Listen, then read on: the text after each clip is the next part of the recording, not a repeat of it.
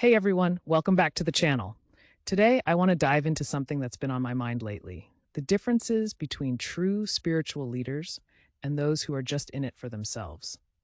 In a world where spiritual guidance is so impactful, it's really important to figure out who we can trust.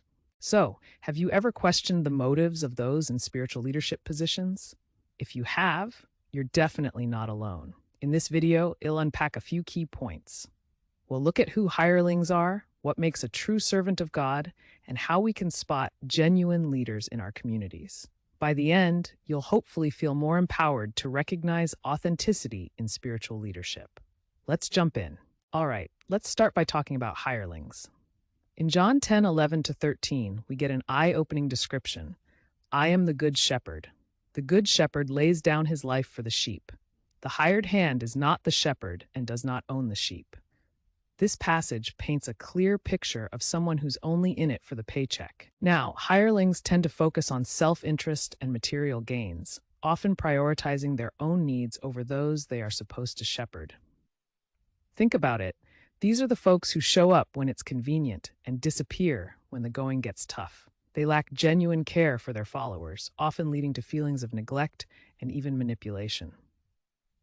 On the flip side, we have true servants of God, and let me tell you, they're a breath of fresh air. Genuine leaders exhibit humility, kindness, and selflessness in everything they do. They go above and beyond for their communities and truly care for the spiritual well-being of others.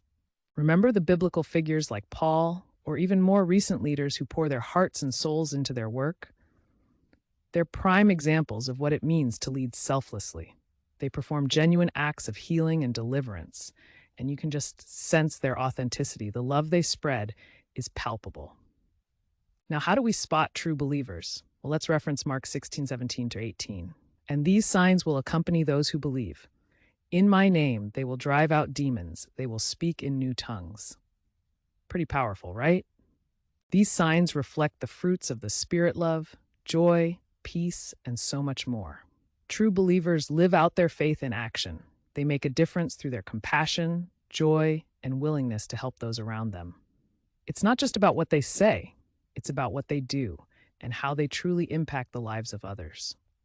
Now, here's the counterfeit leaders can seriously overshadow genuine ones.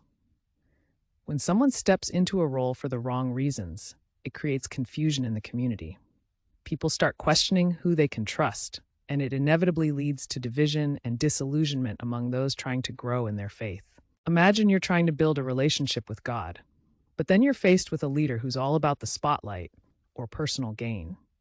It can make the journey feel complicated and, at times, lead people away from their spiritual path. It's super vital to understand how the wrong leaders can impact the community negatively. Let me share a personal story. A while back, I had the privilege of meeting a genuine leader in my community. Their warmth and support during tough times made all the difference to many individuals, including myself. They were always there, not just during the good times, but also when the challenges arose. Contrast that with an encounter I had with a hireling, someone who seemed more interested in the applause than in the people they were leading. It was a wake-up call. These experiences really helped me see just how important it is to recognize the authenticity in those we choose to follow. So, to wrap it all up, we've discussed some pretty crucial points today about identifying spiritual leaders.